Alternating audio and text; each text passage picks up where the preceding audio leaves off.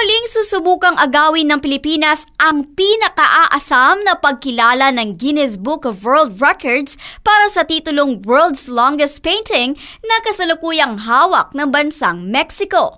Sa pamamagitan ng 7,344-meter-long Fishes of the Ocean painting, mahihigitan nito ang ngayoy title holder na entry ng Mexico na may haba lamang na 6,001.5 meters. Ang nasabing painting na kasalukuyang nasa pangangalaga ng lungsod ng Dapitan ay binuo ng nasa mahigit 6,000 young artists mula sa iba't ibang panig ng bansa sa loob ng 4 na taon o mula taong 2006 hanggang 2010. Matapos mabuo ang nasabing painting ay nauna nang sinubukan ng Pilipinas na masungkit ang nasabing titulo. Ngunit dahil sa kakapusan sa pondo ay nabigo tayong makamit ito.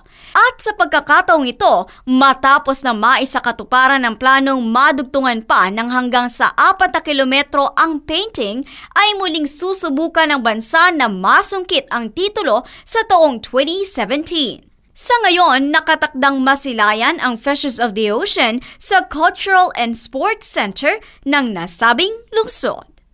At yan ang ating good news. RH44, Vien Dacles, naglilingkod sa pagbabalita.